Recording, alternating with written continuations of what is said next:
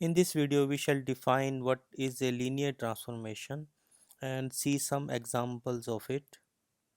A linear transformation between two vector spaces V and W is simply a map T with these two additional properties that T of x plus y is equal to T of x plus T of y. That means it separates the addition, and T of alpha x is equal to alpha times T of x. That means the scalar alpha can be pulled out of this map T. The concept of linear transformation is equivalent to the concept of homomorphism in group theory. So let us see some examples of linear transformation. The map T from R square to R square defined by T of AB equal to 2A plus BA is a linear transformation. To show that T is additive separates the addition, we pick two vectors AB and CD in R square and apply T on it. AB plus CD becomes the point, the vector A plus C B plus D, and if we apply the definition of T now on this, its image is under T 2A plus C plus B plus D and A plus C, and we can separate these single point into two different points, this one and this one.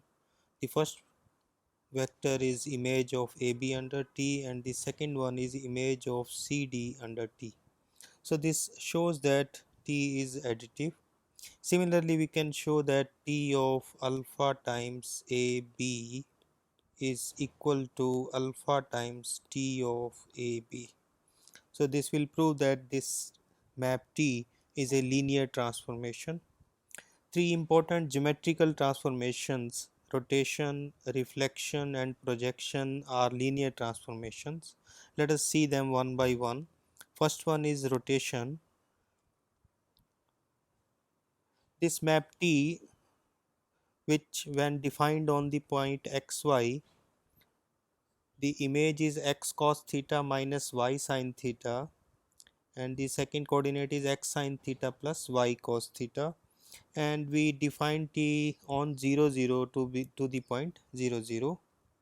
Now this is the point on which T will be applied, and when T is applied, this point rotates an angle theta anti-clockwise to this point T of xy. If the distance of this point xy from origin is r, this distance is r, then r will be equal to square root of x square plus y square. So x will be r cos alpha and y will be r sin alpha. Now this point T of xy makes angle alpha plus theta with the positive x-axis. So T of xy according to this formula will be this point r cos alpha plus theta and r sin alpha plus theta. So if we apply the trigonometric formulas, so we get this point is equal to this, and this is ultimately equal to this one. So T of xy is equal to this thing. This is the definition of T. It rotates the point xy with an angle theta anti-clockwise. So let us show that this T is a linear transformation. So take 2 points in R square xy and y wz and a scalar alpha from R. Then T of xy plus wz is equal to T of x plus w y plus z. Now apply the definition of T, we get this point.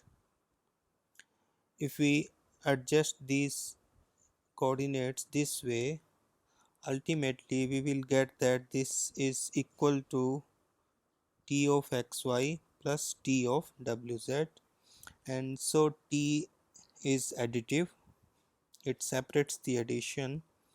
And similarly you can check that T of alpha x will be equal to alpha times T of x. So T is a linear transformation. Reflection transformation is this one. t of xy is equal to x minus y. So this t reflects this point in x-axis to this point. Similarly, you can have reflection along y-axis also, reflection along or about origin also. This is the projection of the point on x-axis. This is also a linear transformation. You can check that. You can take the projection on y-axis also. Now consider this matrix V of 3 by 2 matrices over R and define T from V to V by T of A to be equal to transpose of A. So we show that this T is also a linear transformation. Take two matrices A and B from V, then T of A plus B. A plus B is this matrix. When we apply T on this matrix, we get its transpose, and we can separate this matrix into these two. The first one is T of A, second one is T of B. So T of A plus B is equal to TA plus TB, and similarly you can check that T of alpha A is equal to alpha times TA. So this T is also a linear transformation. Now you take the vector space of all polynomial of degree less equal to n, and if we define T from this vector space to itself by this, that it sends the polynomial to its derivative. This also is a linear transformation. The map T from R to R defined by T of x equal to x square is not linear. You can check this map is not linear. These are two trivial transformations. Identity transformation from V to V from any vector space to itself. It fixes all the vectors. So I of x is x for all x in V. This is called identity transformation. And second one is this zero transformation. It sends all elements to the zero vector. This is called zero transformation. This last example shows that a matrix can be considered as a linear transformation. We have a matrix of order m by n, and Fn is the vector space of all n tuples over F. Now we shall write here the vectors in Fn as column matrices. So it's a column matrix of order n by 1.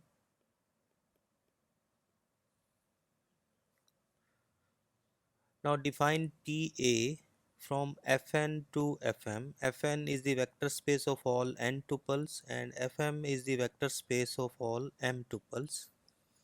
So an n tuple by Ta is sent to this m tuple, which is multiplication of the matrix A with this n tuple.